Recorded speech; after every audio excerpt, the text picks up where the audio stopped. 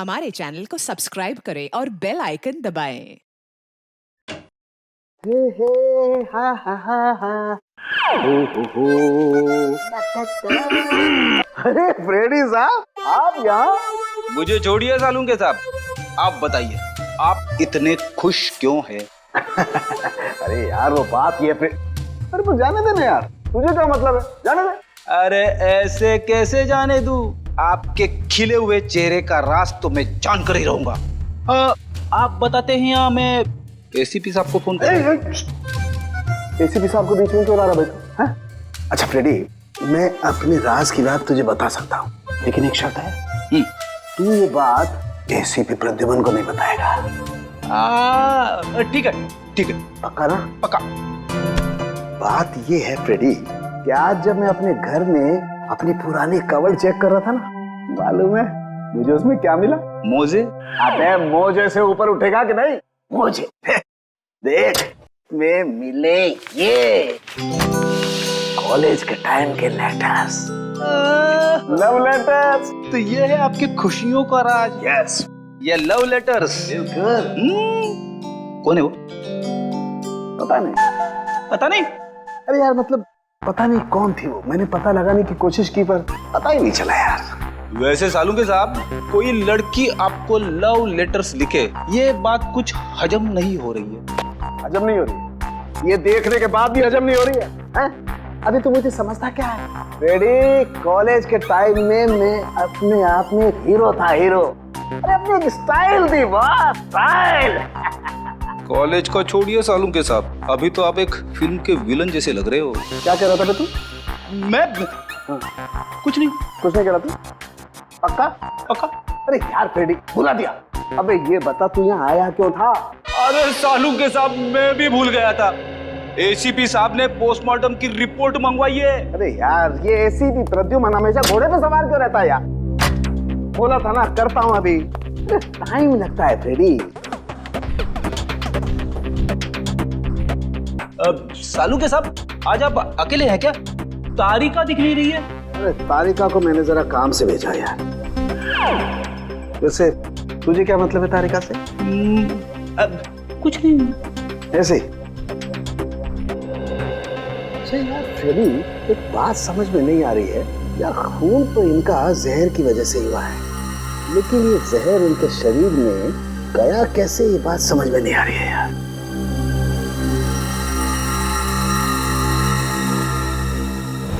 My God, ये क्या है?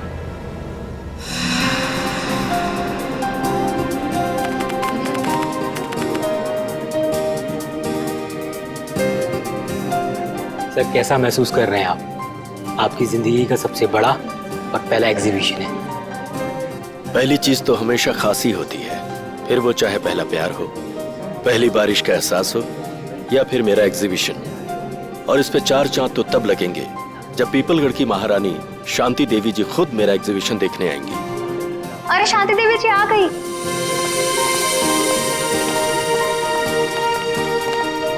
शांति देवी जी, नमस्ते। मैं आपका बहुत आभारी हूँ जो आपने इस छोटे कलाकार के लिए अपना कीमती वक्त निकाला। कलाकार कभी छोटा नहीं होता मुकेश जी, और वैसे भी हमें कलाओं से हमेशा से ही लगाव है। आपकी एग्जीबिशन देखते हैं? जी जरूर, आइए। शांति देवी हाय हाय, शांति देवी हाय हाय, शांति देवी हाय हाय। हमारे खिलाफ नारे लगा रहे कि किसकी हिम्मत? वीरेंद्र, जाओ उन्हें मार दो। महारानी जी, कैसी बातें कर रही हैं आप? हमारे देश में लोकतंत्र है, डेमोक्रेसी।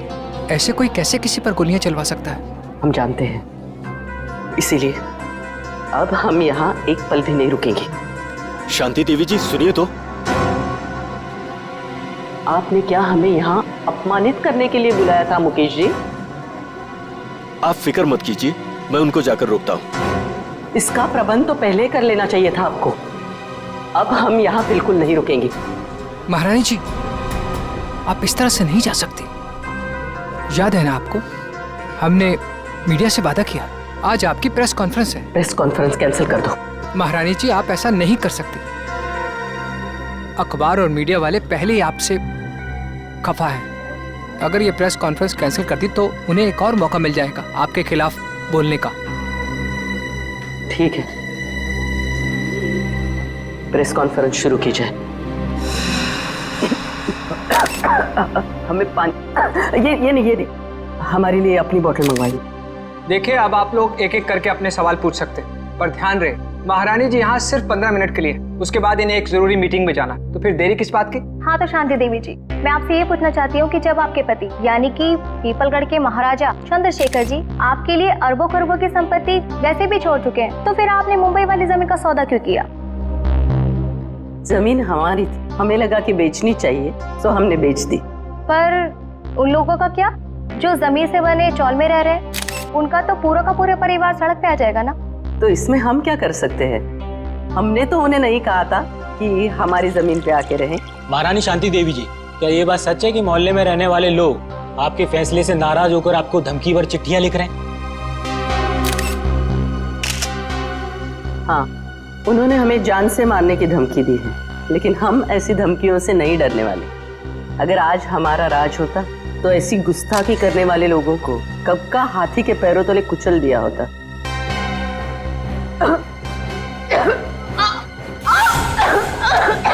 अरे महारानी जी की तबीयत खराब हो रही है, जल्दी, हेलो एम्बुलेंस, जल्दी गुलाबी सिटी हॉल, जल्दी।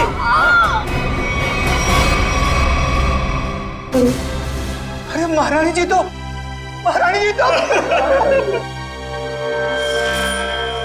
पूरा शरीर नीला पड़ गया है, मौत तो जहर से ही हुई है। मगर सर, इतनी भीड़ भाड़ वाली जगह में कोई जहर दे कैसे सकता है इन्हें?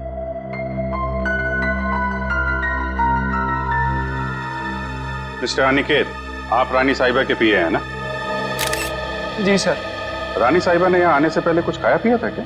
जी सर, महारानी जी ने सुबह हमेशा की तरह बाल्मी होटल में जूस पिया और हल्का सा नाश्ता किया, उसके बाद यहाँ आकर ये पानी पिया जो इन्होंने दिया था। नहीं साहब, मैंने कुछ नहीं किया, इसमें मिनरल वाटर था, मैं भला क्या कर सकता हूँ साहब? वो तो पता चल जाएगा।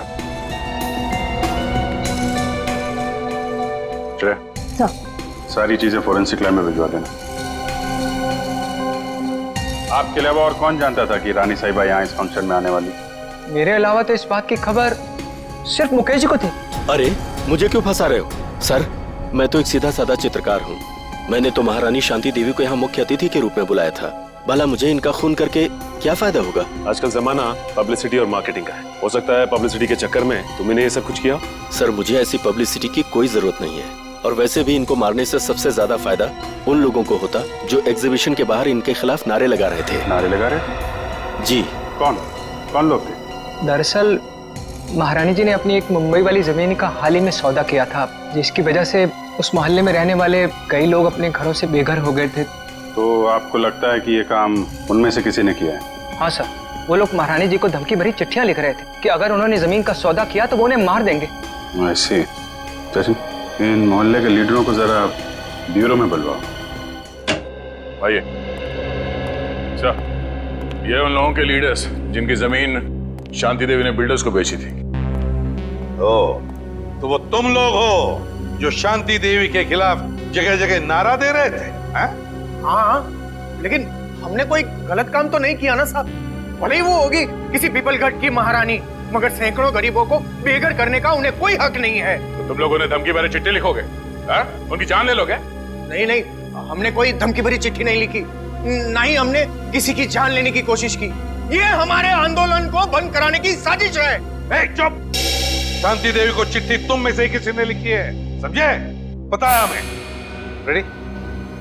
तो कागज और पेन दे दो।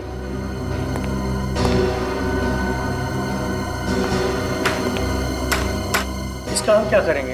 अपना नाम और पता लिखो। साहब, मैं तो अपना नाम भूल गया साहब। क्या? खुद का नाम भूल गए? ठीक है, मेरा नाम लिखो। फ्रेडी, 305 सुख शांति बिल्डिंग, मलाड वेस्ट। अरे मुंह क्या देख रहे हो? लिखो, मलाड वेस्ट। तुम्हें क्या हो गया? तुम भी अपना नाम भूल गए क्या? नहीं, याद है। तो लिखो। तुमने अभी तक कुछ लिखा नहीं। मैं तो अंगूठा छाप हूँ, मुझे लिखना पढ़ना नहीं आता। अच्छा, अंगूठा छाप हो? जी। सुंदर नाम है ना तुम्हारा? जी साहब। पेशे से तुम एक जर्नलिस्ट हो, बीए किया है तुमने। और कई सालों से अपने मोहल्ले में 5वीं कक्षा से लेके 10वीं तक के बच्चों को क्लासेस देते हो। हाँ? ये सब बिना पढ़े लिखे किया तुमने? हाँ? क्यों? जी साहब, मैंने इस कुलदीप के कहने पे किया। फंसा दिया ना मुझे। अरे अरे अरे अरे एक मिनट, मैं बताता हूँ ये दरवाजा कैसे खुलता है। बट आ जा इधर, बता क्यों किया तूने ये सब? हाँ बोल। हाँ, शांति देवी को धमकी भरी चिट्ठियां मैंने ही लिखवाई थी। पर मैं क्या करता, जब मैंने उन्हें अपने साथियों की तकलीफ बताई तो उल्टा उन्होंने हमारा ही अपमान कर दिया। कहने लगी कि चाल में रहने वालों से तो कीड़े मकोड़े अच्छे। ये सुनकर मेरा खून खौलने लगा, उबलने लगा मेरा खून। और खून इतना उबला कि तुमने खून ही कर दिया शांति देवी का, है? हाँ, मैंने मोहल्ले के हर एक इंसान के पास से 1,000 रुपए चंदे के नाम पर इकट्ठे किए और लक्की नाम के गुंडे को शांति देवी की सुपारी दे दी और उनको खत्म करवा दिया। मैंने सोचा शांति देवी खत्म हो जाएगी तो ये सारी समस्या ही खत्म हो जाएगी। किसी को मारकर समस्या का हल नहीं होता, समझे? ले जाओ इसे, इस लकी को ढूंढो, उठाओ इस लकी को। रेडी, ये देख। अरे बाप रे, ऐसी खतरनाक चीज मैंने फिल्मों में भी नहीं देखी। मुझे यकीन ही नहीं हो रहा ये सच है या सपना। मैंने जिंदगी में इतनी पोस्टमार्टम किए, इतनी लाशें काटी, लेकिन ऐसा तो मैंने पहले कभी नहीं देखा। This is impossible। ये यहाँ कैसे? यार, शांति देवी ने आर्ट एग्जीबिशन में इन चीजों को हाथ लगाया, इन चीजों को हाथ लगाया था। एक मिनट, रेडी, जरा वो कैन देना। ये वाला। हाँ, ये।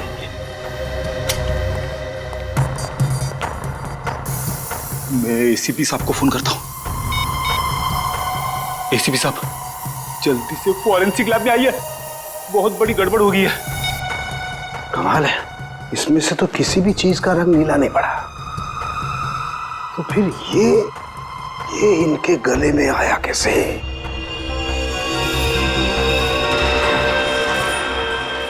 माय गॉड, इनके गले के अंदर सांप।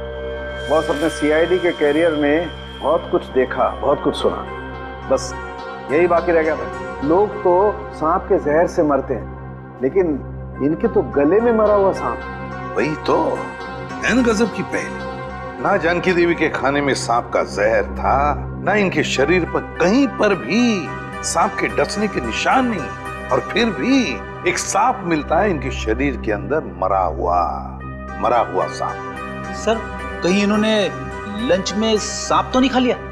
नहीं फ्रेडी, नहीं। जरूर किसी ने किसी न किसी तरीके से, धोखे से इनके शरीर के अंदर एक सांप डाल दिया, सांप का जहर डाल दिया है, धोखे से। सर, उन किराएदारों ने बताया था कि उन्होंने शांति देवी को मारने की सुपारी लकी को दी थी। लकी? तो फिर अब लकी ही बताएगा कि शांति देवी के शरीर में उसने सांप डाला कैसे। क्या बात है बॉस, आप इतने परेशान क्यों? अरे राघव, घबराओ नहीं तो क्या करूं? सीआईडी वालों को लग रहा है कि शांति देवी का खून मैंने किया।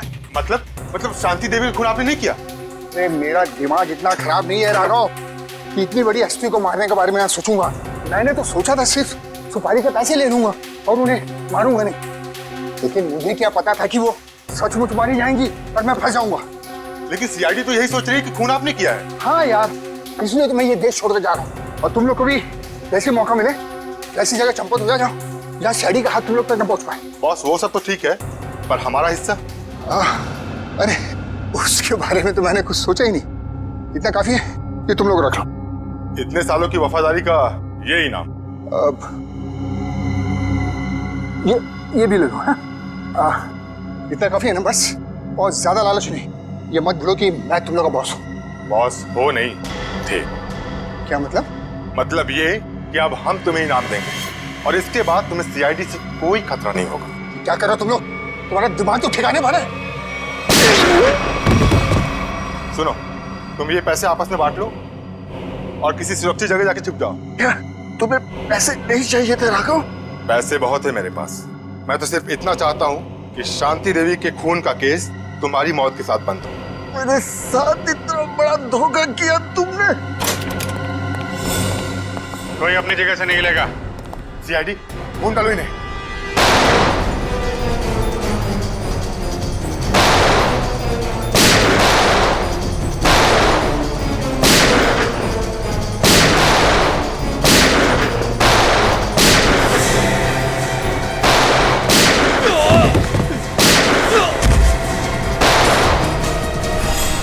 निखिल पकड़ो इसको।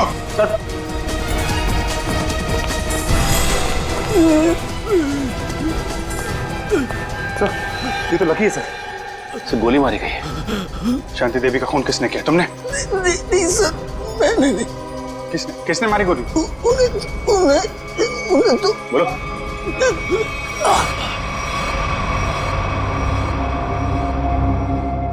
ये तो मर गया। सर लगता है शांति देवी जी के खूनी ने इसका भी खून कर दिया ताकि हमें कुछ बता ना सके। भाग गया वो। सर काफी कोशिश की लेकिन हाथ से निकल गया सर।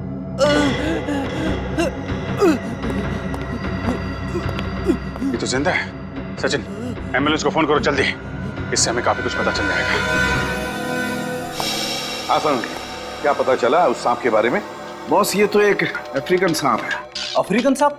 हाँ फ्रेडी सर, ये देखिए, इस सांप का नाम है अफ्रीकन ट्रोगा और ये दुनिया का तीसरा सबसे जहरीला सांप माना जाता है। क्या इतना जहरीला सांप? क्या ये सांप हमारे देश में भी पाया जाता है? नहीं श्रेया, ये हमारे देश में नहीं पाया जाता, बल्कि एक अफ्रीका के भी छोटे से टापू मैरियट ओलानो में पाया जाता है। सर शायद शांति देवी अफ्रीका के इस टापू मैरियट ओलानो गई होगी और शायद वहाँ का पानी इन्होंने पिया होगा और पानी में सांपों के अंडे होंगे जो इनके पेट में चले गए होंगे और अंडों से सांपों के बच्चे निकले होंगे। उनमें से एक बच्चा इनके गले तक आ गया होगा और इन्हें काट लिया होगा। बोल बोल सालुंखे बोल। नहीं फ्रेडी, ऐसा नहीं हो सकता है। नहीं ना, देखो इंसान के पेट में HCl नाम का एसिड होता है जो बड़ी से बड़ी चीज को भी बहुत जल्दी पचा देता है। यहाँ तक कि ये एसिड लोहे के टुकड़ों को भी बहुत जल्दी गला देता है। एग्जैक्टली, इसलिए अगर इस तरह के अंडे शांति देवी के पेट में चले भी गए होते तो बस कुछ ही घंटों में नष्ट हो जाते। मतलब किसी अलग तरीके से वो सांप शांति जी के गले में गया। हाँ बॉस, और गया भी पिछले 24 घंटे के अंदर अंदर है। 24 घंटे के अंदर? सर पिछले 24 घंटों में तो शांति देवी उस होटल में ही थी। हाँ, पिछले 24 घंटे तो शांति देवी होटल बाल्मी में ही थी। तो फिर इस सांप का राज भी उसी होटल बाल्मी में खुलेगा। होटल बाल्मी में। हाँ अभिजीत, अच्छा उस गुंडे को होश आ गया? अच्छा नाम बताया उसने उस गुंडे का जो भाग गया वो? राघव। राघव।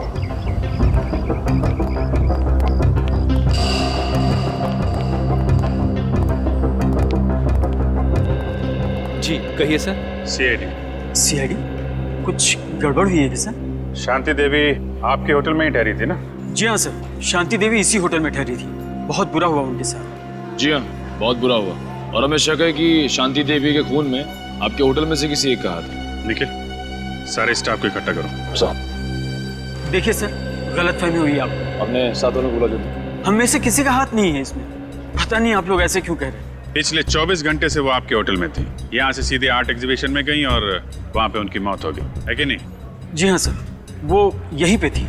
इसका मतलब तो साफ है कि उनके पेट में जो सांप मिला हमें वो आपके होटल से ही आया है। अरे नहीं सर, हमारे यहाँ तो चूहा और कॉकरोच तक नहीं है, तो ये सांप कहाँ से आएगा?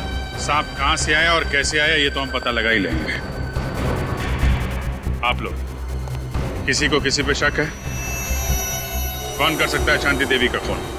साहब मुझे तो लगता है केतन जी का हाथ है इस खून में। रमन ये क्या कह रहे हो तुम? अरे मैंने तुम्हारी पेमेंट नहीं बढ़ाई तो इसका मतलब ये कि तुम मुझे सीआईडी के केस में फंसा दोगे?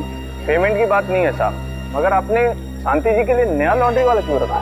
अरे मैं क्यों रखूंगा? मैंने किसी लॉन्ड्री वाले को नहीं रखा। एक मिनट, कोई नया लॉन्ड्री वाला आया था यहाँ पे? हाँ साहब, कल रात 9:30 बजे मैंने उसे शांति जी के कमरे में जाते हुए देखा था। जरा देखो, वो आदमी ये तो नहीं था? नहीं साहब, ये वो नहीं है जिसे मैंने शांति जी के कमरे में जाते हुए देखा था।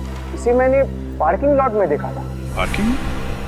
मतलब राघव के साथ कोई और भी मिला है शांति देवी के खून में? उस आदमी ने लॉन्ड्री वाले के कॉस्ट्यूम पहन रखी थी। हाँ साहब। अपना लॉन्ड्री रूम दिखाइए। Please sir. तो ये रहा हमारा लॉन्ड्री रूम। ये पार्थो है, पिछले 5 सालों से हमारे इस होटल में काम कर रहा है। पार्थो ये सीआईडी वाले। सीआईडी? पार्थो, शांति देवी का खून हो गया मालूम है ना तुम्हें? साहब उस खून में मेरा कोई हाथ नहीं है साहब। अरे भाई वो सब हमें पता है कि तुमने खून नहीं किया। ये बताओ कि किसी नए लॉन्ड्री वाले को देखा क्या होटल में तुमने? हाँ साहब, एक आया था पर आज वो काम पर नहीं आया। शायद आप ही ने तो उसे काम पर रखा था साहब। पार्थो ये कैसी बात कर रहे हो? इससे पहले मैंने किसी भी नए आदमी को अगर यहाँ पे रखा है तो सबसे पहले तुम लोगों से मिलवाया है। ना मैंने मिलवाया है और ना ही सर मैंने किसी को रखा है यहाँ पे। वो आदमी दिखता कैसा था? साहब आदमी तो बहुत लंबा चौड़ा था पर उतना ही आलसी। रानी साहिबा के अलावा किसी भी कमरे की चादर बदली नहीं किया साहब उसने। अच्छा, तो आपने उससे पूछा नहीं कि वो बाकी कमरों की चादरें क्यों नहीं बदल रहा है? अब पूछा था साहब, अंग्रेजी में बोल रहा था और अंग्रेजी हमें आती नहीं। अंग्रेजी में पट्टी पढ़ा के निकल गया। काफी चालाक आदमी है। उस आदमी का स्केच बनवाना होगा तुमको, ठीक है? हाँ साहब। ठीक है। वो सांप उस आदमी ने यहीं कहीं छुपा के रखा था। सांप मुझे सांप से बहुत डर लगता है साहब। ठीक है ठीक है, आप लोग जरा बाहर जाइए, हमें यहाँ की तलाशी लेनी है। हाँ साहब।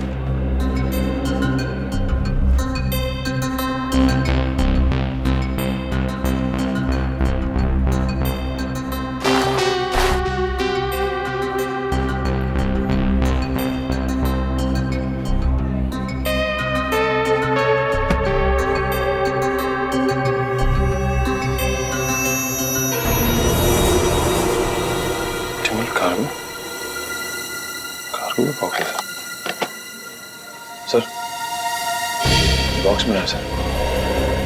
ऑप्टिमल कार्गो क्या लाया गया इसमें? और तो ये इस डिब्बे के बारे में जानते हो? नहीं साहब। आप जानते हैं इस डिब्बे को? नहीं सर, इस बॉक्स को इससे पहले मैंने कभी नहीं देखा।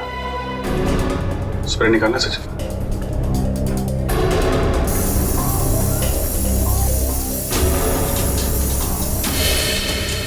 नीला हो गया, मतलब वो सांप इसी डब्बे में लाया गया है। Optimal cargo. कहिए सर, कुरियर करना है आपको? हाँ, सिर्फ इंडिया में कुरियर भेजते हो या बाहर देश भी कुरियर भेजते हो? अरे सर, हर जगह, लंदन, पेरिस, चीन, जापान, यूके, यूएसए, जहाँ भी, दुनिया के हर कोने में आपका पार्सल पहुंच जाएगा। अरे वाह! और क्या क्या भेजती है आप कुरियर में? सब कुछ सर, जैसे किताबें, कपड़े, तस्वीर और ऑफिशियल कागजात वगैरह। और सांप? क्या? हाँ, सांप भेजते हैं आप कुरियर में? ये क्या कह रहे हैं आप? सांप भला कोई कुरियर में भेजता है क्या? अब ये तो आप ही बताओगे। हाँ? आपके कुरियर कंपनी के इस बॉक्स में सांप भेजे गए थे। ये कैसी बात कर रहे हैं आप? अच्छा, इस बॉक्स पे जो ये लेबल लिखा है उसे पता कर सकते हैं कि ये पार्सल किसने भेजा था? ए मिस्टर, तुम होते कौन हो मुझे ऑर्डर देने वाले? हैं? सीआईडी सर, मैं आपको यकीन दिलाता हूँ कि डिब्बा तो हमारा है, लेकिन वो सांप को कुरियर हमने नहीं किया है। सर, मुझे तो कुछ गड़बड़ लग रही है। क्यों? आपको बदबू नहीं आ रही है क्या? अरे कहाँ बदबू आ रही सर? कोई बदबू नहीं आ रही है। बदबू आ तो रही है। ये क्या अंदर? अरे सर, अंदर कुछ भी नहीं है। सर अंदर कहाँ जा रहे हैं? अंदर सर जाने का चुपचाप कोने में खड़े हो जाओ, चलो। सर वो जो बॉक्सेस होते हैं ना, वो कुरियर के वो हैं और कुछ भी नहीं है। थोड़ी देर के लिए मुंह बंद रखोगे? बदबू यहाँ से आ रही है। रेडी? अरे ये सर क्या हुआ? मेरा काम वाला जो 3 दिन से आ नहीं रहा है, तो कचरे जमा हो गए, उसी कचरे का बदबू है सर, और कुछ भी नहीं है। ठीक है, हम तुम्हारा कचरा साफ कर देते हैं। रेडी? जरा ये हटाओ। सर ये कुछ भी नहीं सर। सर सुनिए, सर सुनिए। रेडी? कुरियर कंपनी के आड़ में जानवरों की तस्करी करते हो तुम लोग? हाँ? अबे कहाँ भागोगे? हाँ? चल आज मैं तेरा कुरियर भेज देता हूँ सीधे जेल में। सर मुझे माफ कर दीजिए, मुझे बहुत बड़ी गलती हो गई। मैं आइंदा से जानवरों की तस्करी का ख्याल भी अपने दिमाग में नहीं लाऊंगा सर। चुप!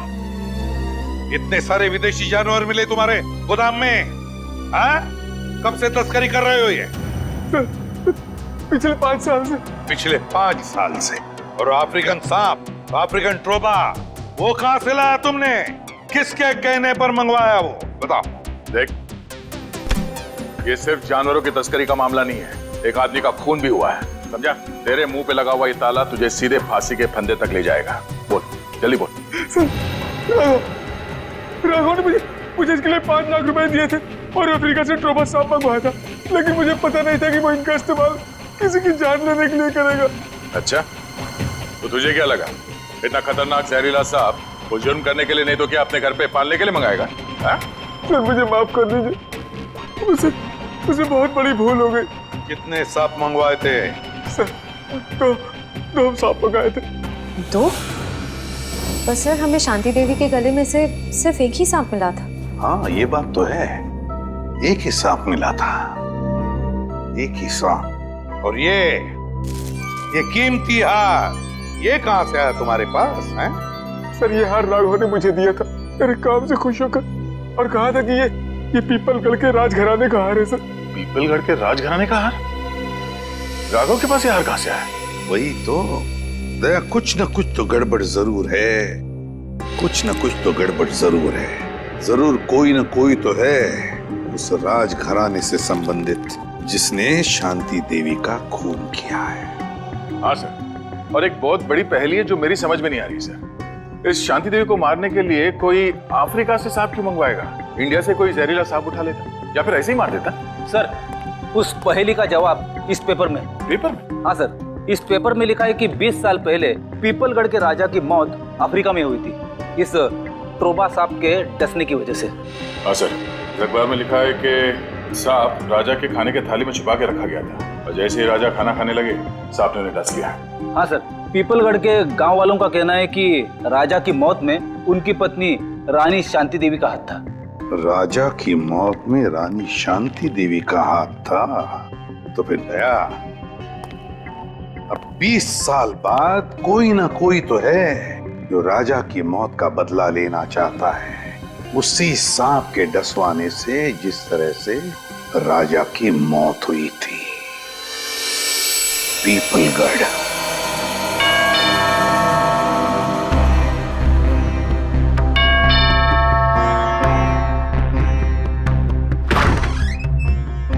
आप लोग?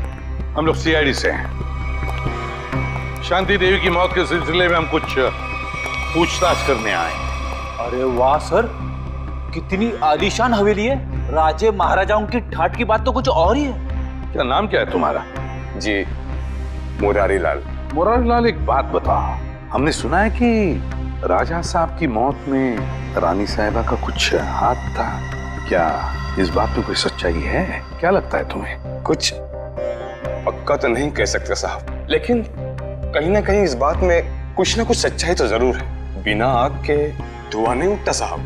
तुम्हारे हिसाब से यहाँ की रानी के पास कोई ठोस वजह थी राजा का खून करने की? जी हाँ साहब, राजा साहब की मौत के बाद सारी दौलत सारी जायदाद रानी साहिबा की हो गई थी। इससे बड़ी और क्या वजह हो सकती है राजा साहब को अपने रास्ते से हटाने की? क्यों, दोनों को कोई औलाद नहीं थी क्या? नहीं साहब, इसी बात का तो दुख है कि राजा साहब के बाद इस वंश को चलाने वाला और कोई नहीं है। क्या हुआ था? सर जरा ये पेंटिंग देखिए, होटल में उस लॉन्ड्री वाले का जो स्केच बनवाया था वो स्केच इस पेंटिंग से मिलती जुलती है सर। ये देखिए। हाँ, लगता तो वही चेहरा है, सिर्फ इस स्केच में इस दाढ़ी की कमी है। ये तो राजा साहब की तस्वीर है, इन्हें मरे हुए तो बरसों बीत गए। अगर ये राजा साहब की तस्वीर है तो फिर हो सकता है ये स्केच राजा साहब के बेटे का है। नहीं, उनकी कोई संतान नहीं थी। पता नहीं क्यों मुझे लग रहा है कि ये हमसे कुछ छुपा रहा है। अरे नहीं साहब, मैं भला आप लोगों से कुछ क्यों छुपाऊंगा? देखो मुरारी लाल, तुम कोई दूध के धुले नहीं हो। अगर यही बात होती तो तुमने अपना शक बोल के क्यों नहीं दिखाया पुलिस वालों को कि राजा साहब की मौत में शायद रानी साहब का हाथ है? साहब, हम इस हवेली के नौकर हैं। नमक खाया हमने, जान दे देते, पर उन पर कोई आँच नहीं आने देते। तुम नमक का हक अदा करने की कोशिश तो नहीं कर रहे हो अपने राजा के बेटे को बचाने की? मैंने कहा ना, उनका कोई बेटा नहीं है। जरा महल देख लो, मैं आता हूँ अभी। हाँ सर।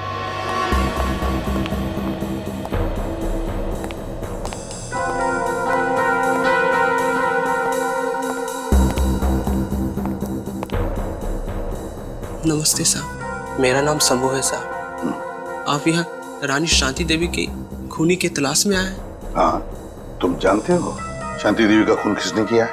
नहीं साहब, इतना तो मुझे नहीं मालूम, लेकिन इतना जरूर मालूम है साहब कि मुरारी आपसे झूठ बोल रहा है साहब। मुरारी झूठ बोल रहा है? कैसा झूठ?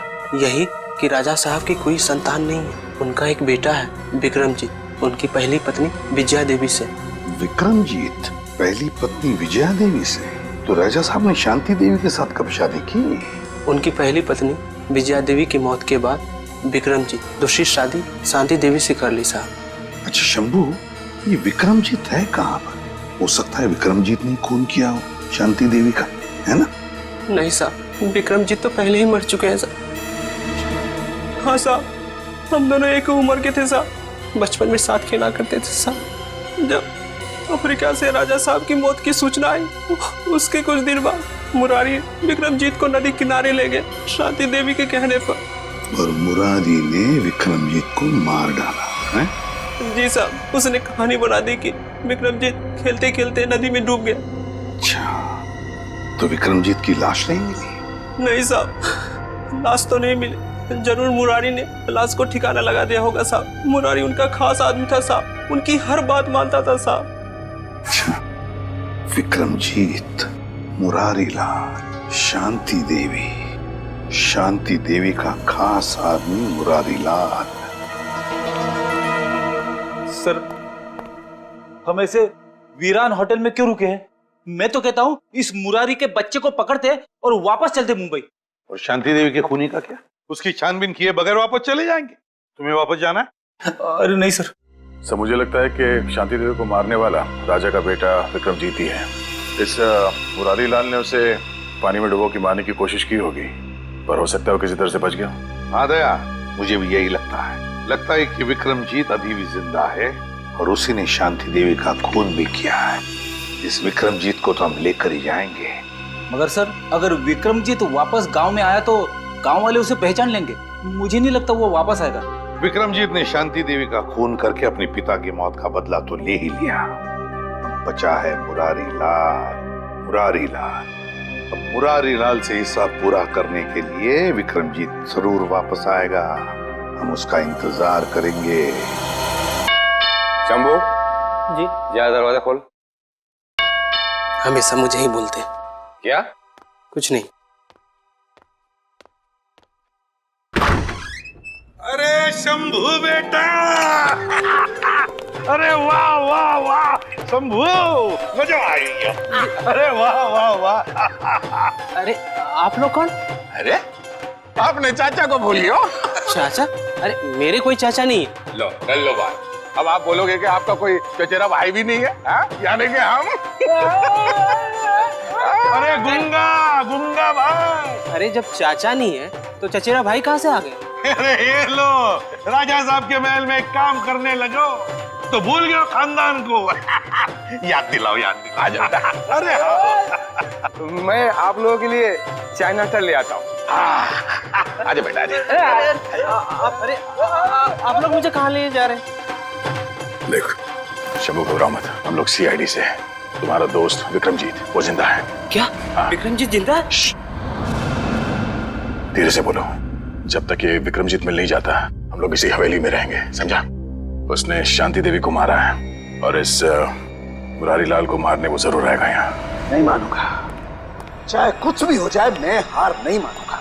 कुछ ना कुछ करके मुझे इस पहेली का हार निकालना ही पड़ेगा। मेरी बरसों की इज्जत दांव पर लगी हुई है। सर प्लीज थोड़ा आराम कर लीजिए। आप पिछले 36 घंटों से सोए नहीं है। कैसे आराम कर लूं तारिका, कैसे सो जाऊं? मैं झपकी भी लगाता हूं तो ये सांप मुझे सपने में दिखाई देता है। चलिए सर, शुरू से शुरू करते हैं। हाँ, ये सांप अगर होटल से ही शांति देवी के गले में था तो फिर इसने एग्जीबिशन में आकर ही क्यों काटा इन्हें? एग्जैक्टली। इसका मतलब क्या? इसका मतलब कोई तो था तारिका, कोई तो था जो उस सांप को कंट्रोल कर रहा था कि वो सही वक्त देखकर शांति देवी पे हमला करे, जबकि उसके हिसाब से लोहा एकदम गर्म था। और एक बात सर, खूनी ने अगर इस सांप को शांति देवी के गले में तब डाला होता जब ये जाग रही थी तो ये तो बहुत हल्ला मचाती, जरूर अपने आप को बचाने की पूरी कोशिश करती। बिल्कुल कोशिश करती। इसका मतलब जब शांति देवी पे हमला हुआ, शांति देवी सो रही थी। शांति देवी सो रही थी और क्या? हाँ, और शायद गॉड, क्या सर? ओह माय गॉड, और शायद ये सांप भी सो रहा था। सांप सो रहा था मतलब? मिल गया तारिका, मिल गया। मुझे इस समस्या का हल मिल गया। मुझे भी बताइए ना सर। बताता हूं। देखो तारिका, ये सांप एक रेप्टाइल है, जमीन पर रेंगने वाला जंतु। रेप्टाइल्स कोल्ड ब्लडेड एनिमल होते हैं, शीत रक्तधारी जंतु। ये मौसम के हिसाब से अपने शरीर का तापमान बदल नहीं सकते हैं, और इसलिए जब बहुत ज्यादा ठंड होती है, ये सांप हाइबरनेशन में चले जाते हैं, शीत निद्रा में चले जाते हैं। ओह गॉड, इसका मतलब सर खोनी ने जानबूझकर इस सांप को ठंडी जगह पे रखा? बिल्कुल, ताकि वो हाइबरनेशन में चले जाए। यस। पर सर, अगर ये सांप भी सो रहा था और शांति देवी भी सो रही थी, तब भी अपना सवाल तो वही का वही है कि ये सांप शांति देवी के खाने की नली तक पहुंचा कैसे? खाने की नली तक पहुंचा कैसे? एक मिनट, ये सांप शांति देवी की खाने की नली तक पहुंचा कैसे तारिका? ये शायद हमें इस सांप की चमड़ी बताएगी। एक मिनट, एक मिनट।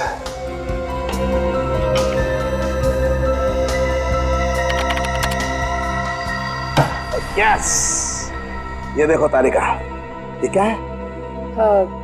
Poppy seed oil. और ये पॉपी सीड ऑयल इस सांप की चमड़ी पर लगा हुआ है। लेकिन सर, सांप तो ऐसा कोई तेल अपने शरीर से निकालते नहीं है ना? Exactly right. तो इसका मतलब क्या? इसका मतलब ये कि ये पॉपी सीड ऑयल नेचुरल तरीके से, प्राकृतिक रूप से इस सांप की चमड़ी पर नहीं आया है तारिका। किसी ने जानबूझकर ये पॉपी सीड ऑयल इस सांप की चमड़ी पर लगाया है तारिका, ताकि ये सांप एकदम स्मूथ हो जाए और आराम से शांति देवी के फूड पाइप में जाकर के बस जाए। और जब ये सांप शांति देवी के फूड पाइप में जाके बस गया, तो इनके खाने की नली की गर्मी की वजह से ये सांप जाग गया, और जाग कर इसने शांति देवी के फूड पाइप के अंदरूनी हिस्से में डस लिया, जिसकी वजह से शांति देवी की मौत हो गई। और क्योंकि शरीर के अंदर इस सांप को भी ऑक्सीजन नहीं मिला होगा, ये भी मर गया। एग्जैक्टली। लेकिन सर, वो विक्रमजीत का क्या, जो इस सब के पीछे है? वो तब तक गायब है। मिलेगा तारिका, वो विक्रमजीत भी हमें मिलेगा। कैसे? ये पॉपी सीड ऑयल जो हमें सांप की चमड़ी पर मिला है तारिका, ये पॉपी सीड ऑयल ही हमें उस विक्रमजीत तक लेके जाएगा।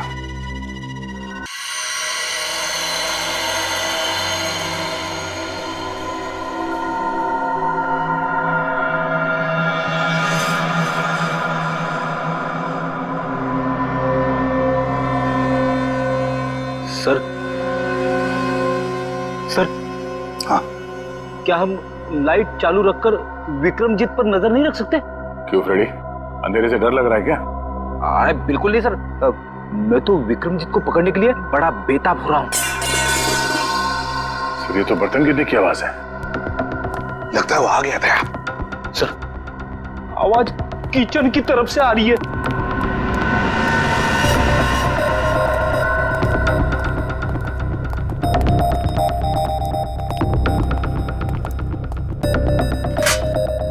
बर्तन गिरा हुआ है। बिल्ली ने गिराया होगा। नहीं फ्रेडी, बिल्ली नहीं, ये देखो मुरारी का बिस्तरा खाली है। अरे कहीं मुरारी को कुछ कर तो नहीं दिया उसने?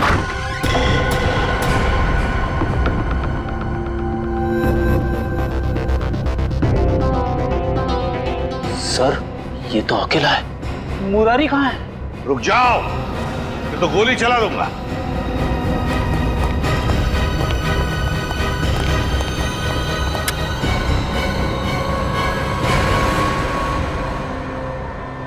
मुरारी लाल कहाँ जाने की तैयारी थी? हवेली छोड़ कर जा रहा हूँ साहब, हमेशा हमेशा के लिए। क्यों, डर तो नहीं लग रहा था कि विक्रमजीत तुम्हें मार न दे? हैं? तो वो विक्रमजीत के बारे में आप लोगों को पता चल ही गया। हाँ, सीआईडी वालों से सच कभी छुपता नहीं, समझे? सीआईडी वाले?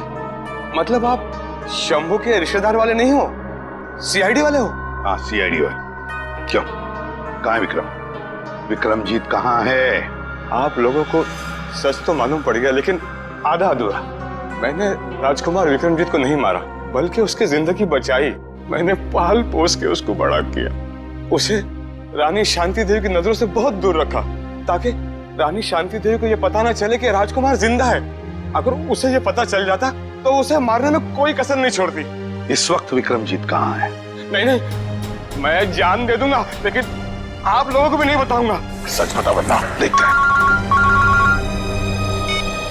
आसान के बता जल्दी। यार ये तो हमें भी पता है कि विक्रमजीत ने खून किया है, कुछ नई बात बता। Poppy seed oil. Oh, poppy seed oil. Good work Salunkhe, कभी कभी अच्छा काम करता है तो थैंक यू। अब हम पहुंच जाएंगे विक्रमजीत के पास। मैं जानता हूं सीआईडी तुम्हारे पीछे। पर बॉस, आपको कैसे पता चला? ये लो, इसमें 5 लाख रुपए हैं और तुम्हारा नकली पासपोर्ट। आज शाम को 6 बजे की फ्लाइट है, लंदन निकल जाओ। शुक्रिया बॉस। अरे पैसे तो गिन लो। क्या बात, आप भी।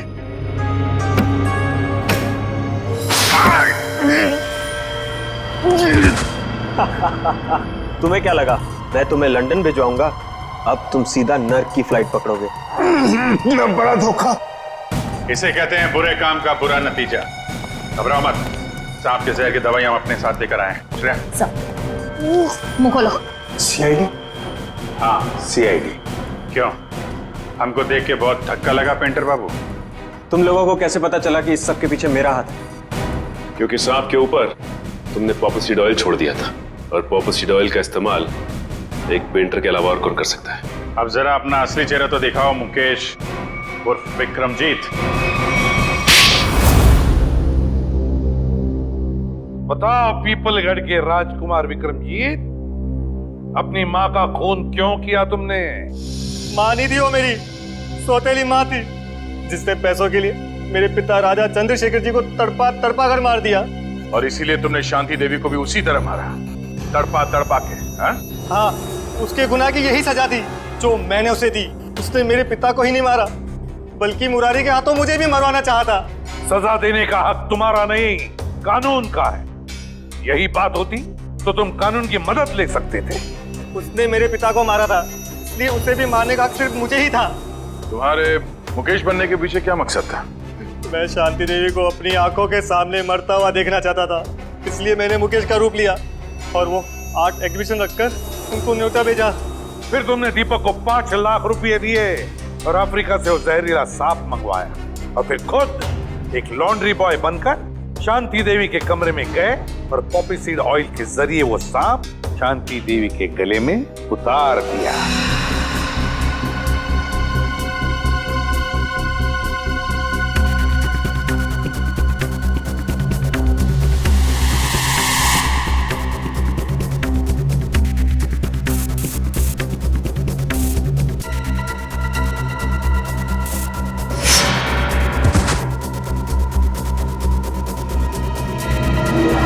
बचपन से मालूम था कि शांति देवी ने तुम्हारे पिता को मारा है, हा? तो फिर तुमने इतने सालों तक इंतजार क्यों किया और यही समय क्यों चुना शांति देवी का खून करने के लिए? क्योंकि मुझे सही समय का इंतजार था। सही समय का इंतजार, और तुम्हारा सही समय आ गया जब शांति देवी ने अपनी मुंबई की प्रॉपर्टी 300 करोड़ में बेच दी।